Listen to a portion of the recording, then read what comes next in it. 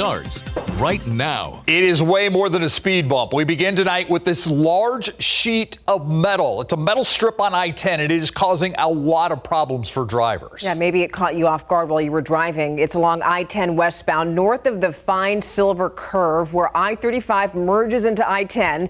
Drivers tell the night team's Patty Santos that they're worried it's going to cause an accident or damage their vehicles. Driving out of downtown on I-10 westbound out of the fine silver curve, you've probably noticed. When you feel it, it feels really rough. The big bump on the road. It's a plate 1 inch above the ground with large screws going across the upper level of the interstate. Everyone's complaining. Alejandro Salazar owns a tire shop off of I-10 on Culebra. It's the first exit after drivers cross that protruding metal plate. I didn't notice it, and I just tried to slow down as much as I could without causing an accident. It caught him off guard. He's noticed those who slow down for it risk being rear-ended, and those who speed through it risk ripping their tires or damaging their bumpers. Some have already ended up at a shop. Once it hit the bump, it just popped, so he drove over here to get it fixed. The metal plate is part of a KSAT bridge joint repair project along I-10 in both directions, starting at Wall Street to Hildebrand. KSAT says each joint should take a few weeks to repair. Crews will be done with east and westbound construction by December. The work is done overnight to avoid peak traffic hours. Several signs warn drivers of the bump ahead, advising them to slow down if they're paying attention. Did you see the signs, by the way, when it happened to you? No, I didn't see it. The plates have been up for a few weeks. KSAT says it's received less than 10 complaints about it. Salazar estimates costs for tire and bumper repairs can range anywhere from $800 to $1,200. To be honest, what I recommend is just put your hazards on. Patty Santos. Put your hazards on as you're slowing down. KSAT 12 News. Something's going. In other news tonight, an emergency room in Austin became the scene of a scary accident today after a car smashed right into that room. Look at that smoke. Yeah, police in Austin say the driver of that car pronounced dead at the scene. Right now, we know at least 5 others are hurt. Now, of those 5, 1 child and 1 adult have life-threatening injuries. All authorities also saying tonight they don't think that crash was done intentionally, but they're still investigating what happened. Yeah, they're also saying there is no threat to the public tonight. Stay with us as we work to get more information for you on this developing story. For the first time in almost 150 years, a cabinet secretary has been impeached by a single vote. Tonight, the House voting to impeach Homeland Security Secretary Alejandro Mayorkas. House Republicans claiming Mayorkas actually committed high crimes and misdemeanors for his handling of the southern border. The vote 214 to 213. 3 Republicans siding with Democrats. The move comes a week after House Republicans first tried to impeach Mayorkas. However, Republican defections and an absence sank that first House attempt. Now, Democrats on the Homeland Security Secretary have repeatedly bashed Republicans over efforts to impeach Mayorkas.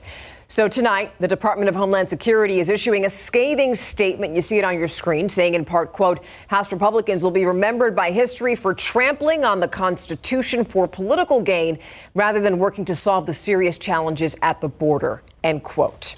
So now charges against Mayorkas are going to go to the Senate for a trial. But here's the thing. Neither Republican nor Democratic nor Republican senators have shown interest in removing Mayorkas that way. So it's possible that this goes nowhere. Tonight, San Antonio police investigating after a man was killed, his daughter injured in a shooting at a home in Stone Oak. That shooting happened about 10 this morning on Cheyenne Creek near Evans Road.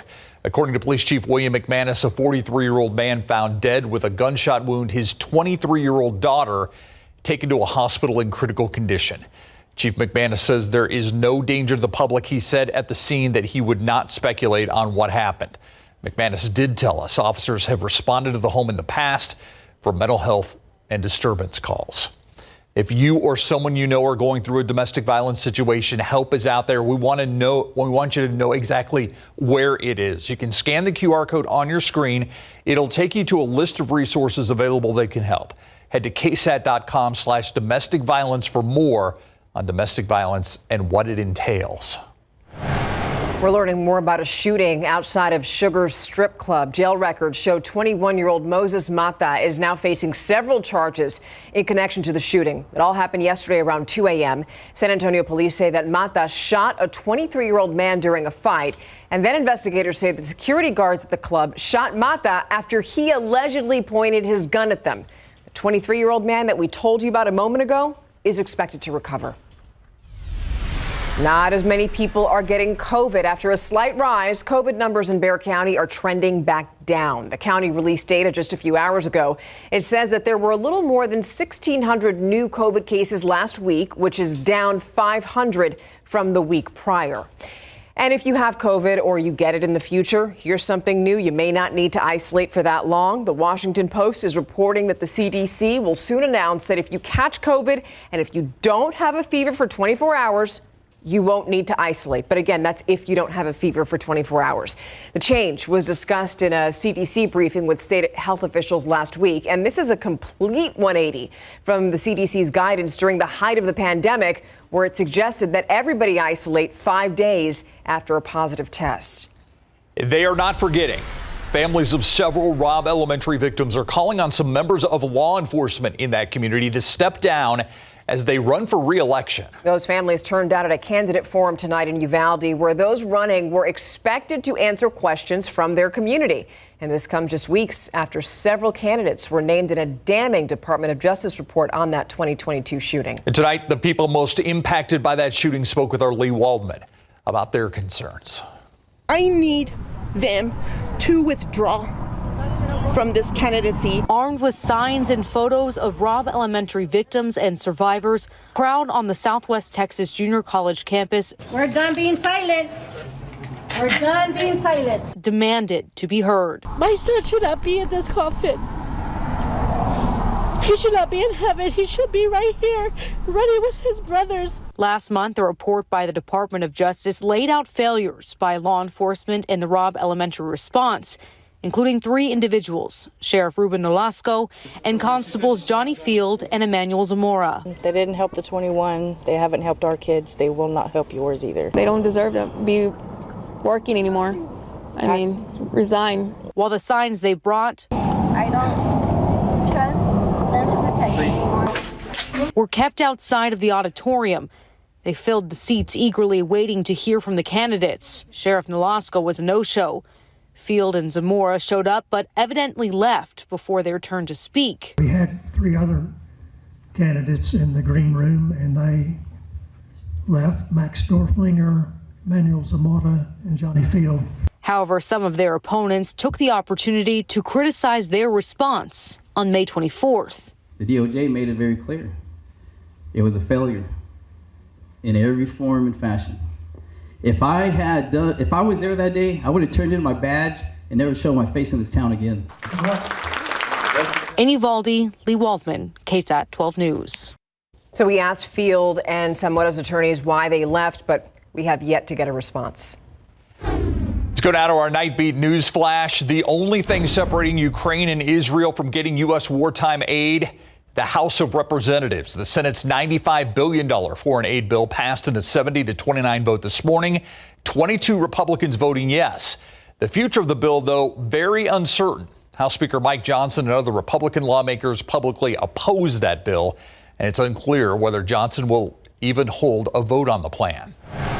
Customs and Border Patrol reporting 124,220 migrant apprehensions last month. That's less than half of the 249,735 apprehensions they reported in a record-breaking December at the border.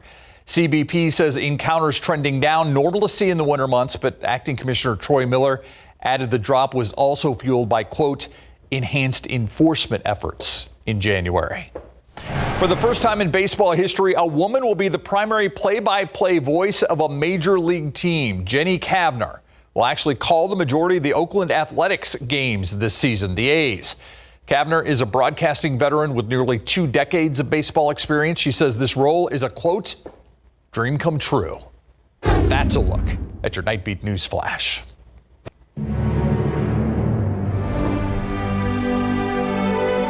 February is Black History Month, and today the voices and the stories of the Black community on San Antonio's west side were honored. Now, today's event is a project by the Alamo Colleges District and the San Antonio African American Community Archive and Museum. A big part of the message today was about honoring the legacy of Lincoln Elementary. In the 1960s, that school that played a pivotal role in educating black and brown children. And we're not telling an exclusive story, we're telling an inclusive story. And that's what makes today so special, because it does include our brown sisters and brothers and what it meant to struggle together in a neighborhood to create a better place for all. Many teachers and community leaders spoke about how that school changed their lives. By the way, the site of former Lincoln Elementary School is now home to Alamo College's West Side Education and Training Center. Love is in the air, and with social media and online dating apps, a perfect match could be at your fingertips. But tonight on the Nightbeat, the Federal Trade Commission wants to warn an online love interest could be out to steal your heart and your money. That and the 100 top most commonly used photos in romance scams.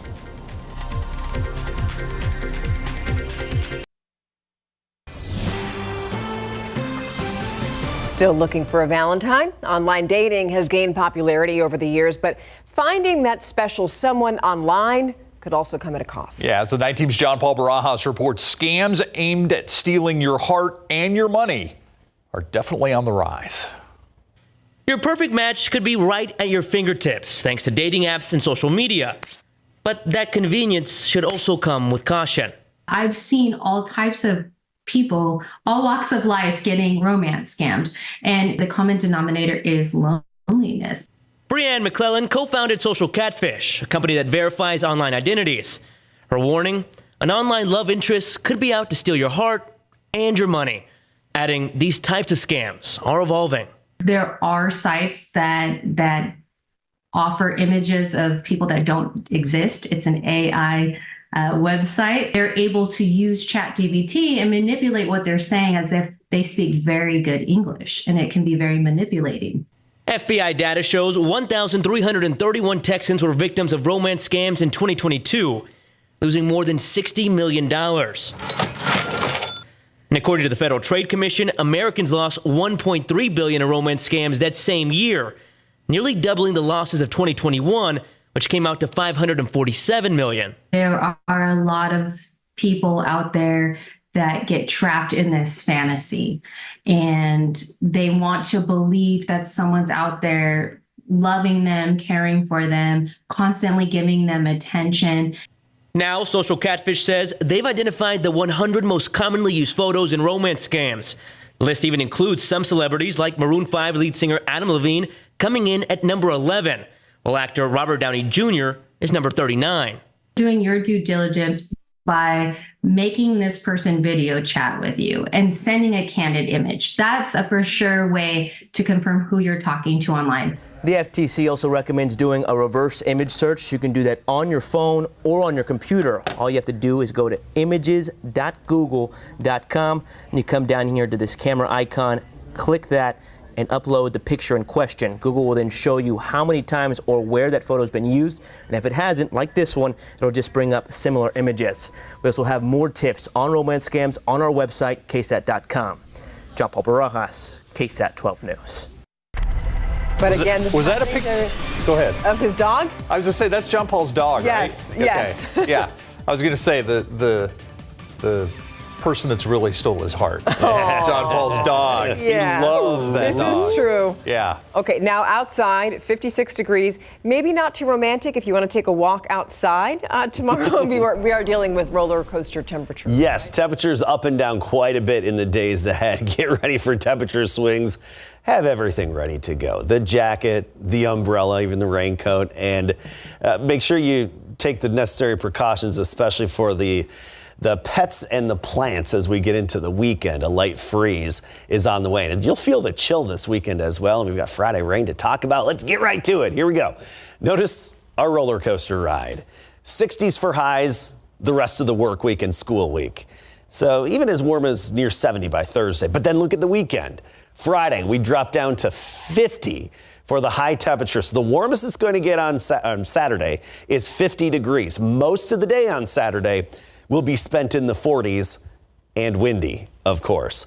Sunday, we only warm up to 58 degrees for the afternoon high. Then early next week, temperatures quickly rebound. It's just the weekend, the timing of the colder temperatures moving into town. Tomorrow morning, you'll feel it chill, not as bad as earlier today, but you'll notice it. 41 Bandera, Pipe Creek, Rio Medina, 43 Helotes, 44 Stone Oak area, 46 on the south side of town. That's at sunrise.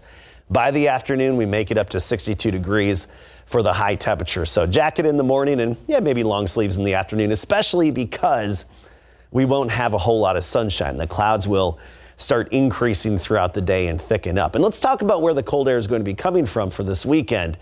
You look up to the north, and right now, especially relative to this time of year, it's really not all that cold, just barely below freezing in the Dakotas and Minnesota and Chicago, right at freezing. It's been an unseasonably warm winter up north, but some of that cooler air, it's still cooler air than what we have, it's going to finally make its way here by Friday night and into the weekend. That's when you see this blue pushing southward. That's that colder air that's going to stick around. Saturday, Sunday, we'll have those cool temperatures, and then get ready for a brief light freeze by Sunday morning. Roller coaster ride for morning temperatures, 50s Thursday and Friday. By Sunday, we're right down to 32 for the morning low temperature. So feeling that chill and a brief light freeze, even in San Antonio. That's on Sunday morning. Then we rebound quickly. All right, let's talk about the rain chances. Little dip in the upper level flow. That's near Phoenix and Arizona there. This is going to drop southward into Mexico and amplify a little bit, get a little bit stronger, help stir up more upper energy, and the upper level winds are going to throw it our way. There's still some uncertainty as to exactly how far into our neck of the woods that energy makes it, but we are anticipating scattered to widespread light rain by Friday. It's all going to be coming in from the south and then slowly spreading northward Thursday night into our area. And on Friday, it's just going to be a gray, dreary, and rather damp day. Generally light in nature, but the highest rainfall accumulations should be farther south of San Antonio with this event. I mean, we're talking maybe a quarter to half an inch locally, lesser amounts in the hill country. But then where you go south, because the rain's coming in from the south and we're just going to be on the edge of it, from Cotulla to Laredo to Corpus Christi down to McAllen, about 1 to 2 inches between Thursday and Friday. That's really our only opportunity. Thursday, it's a 20% chance to cover Thursday night. Friday, we're at 60% chance, and then no shot at rain through the weekend or even the early to middle part of next week. I mentioned Saturday, not just cold, windy too. Gusts up to 35 miles per hour. Notice gray is going to be a dominant color in our sky the remainder of this week and even to start the weekend. Luckily, we do rebound quickly early next week. Hey, Adam, thank you. Notice he said rebound. That's just right into sports. That's perfect. The defending state champs back in action tonight? Yes, Clark Cougars starting the playoffs tonight, the by-district round, as they look to repeat as 6A state champions. We got those highlights for you. Plus, UTSA baseball held a media day, and they are looking forward to the season coming up.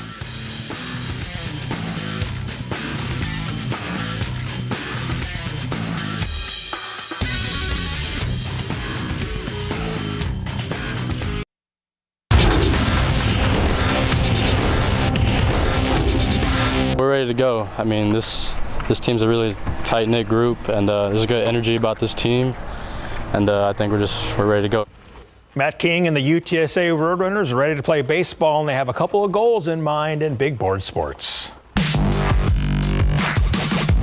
All right, the high school girls basketball playoffs are now underway, and the defending 6A state champs, the Clark Cougars, started off their title defense against the San Marcos Rattlers. The Rattlers come out firing. Azaria Fennell from the corner knocks it down with ease, but the Cougars will come right back with McDonald's All-American Ariana Robertson. That D1 level postgame and defense will win championships. Natalie Huff with the steal, an easy bucket as Clark would go on to get it 54-36 and will next face Cedar Ridge on Thursday. All right, now to some 5A ball. The 3-seed Southside Lady Cardinals taking on the 2-seed Burbank Lady Bulldogs. Pick it up in the fourth quarter. Bethany Garcia with the steal for Southside gets it ahead to Gabriela Galvan, who gets the easy deuce for 2 of her 13 points. Burbank keeping it close. 4 minutes to play as Arnique Neely knocks down the 3, but Michaela Flores sank 8 straight free throws as Southside holds on to win this by-district championship 54-39, showing the pride of the Southside.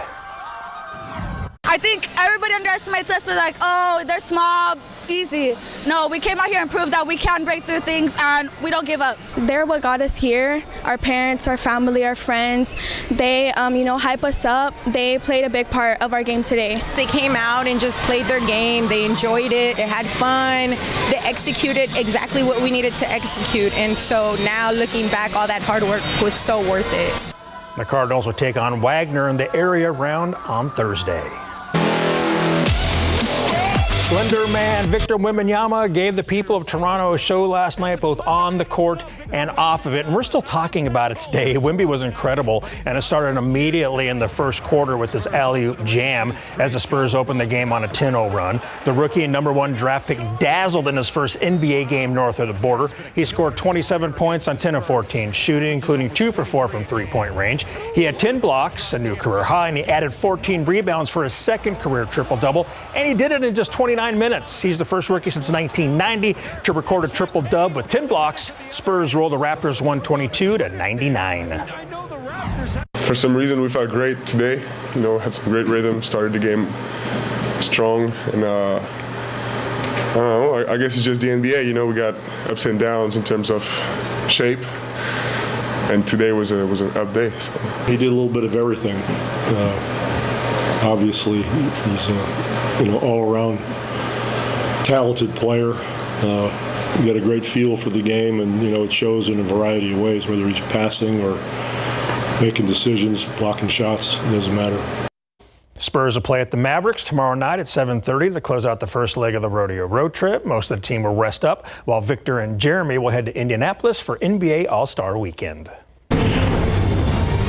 UTSA Baseball held Media Day this afternoon ahead of their season opener later this week at Roadrunner Field. Led by head coach Pat Hallmark, who's now entering his 4th season at UTSA. The Roadrunners are a program on the rise, and they're thinking big things as they head into their first season as a member of the American Athletic Conference. Yeah, I think it's 2 steps. One, we want to win a conference championship. So we've been right there the last 2 years. We finished 2nd in the conference last year and 3rd the year before. So I think it's easy to and appropriate to say the next step is to win a conference championship and play in the NCAA tournament. Those are the 2 things that are the next step. UTSA will open their season with a 5-game homestand, hosting UT Arlington for a 4-game series starting Friday at 4 p.m. All right, bull riding from the San Antonio Stock Show and Rodeo after the break. Let's head out to the San Antonio Stock Show and Rodeo for bull riding on this Tuesday night where the bulls were all fired up. We had 4 8-second rides, and here's one of them, Brady Portnier riding Adams Moneymaker, and this cowboy hangs on for the entire 8 seconds, and that's good for a score of 88 points. Then it's time for that cowboy to get the heck out of the way. Ride of the night, here it is, Jeter, Don Lawrence taking on the bull known as Angel's Landing, and Lawrence earns his wings going all 8 seconds to earn 90 points. The top score of the night, the 18-year-old bull rider taking care of business, folks. Name of the night, Adams Moneymaker. Yes, right over there. Kasky. Adams Moneymaker. I know it's fun. It just always makes me nervous. Yeah. Did you hear what Kasky said? Yeah. What about Moneymaker? Shaking it. He's shaking it. Always. Yeah, just want to make sure you heard that. We'll be right back. All right, we're focusing on Friday. That's when we'll get some rain. And then this weekend, much cooler. Saturday, windy in the 40s pretty much all day. Then Sunday morning, a brief light freeze right at 32.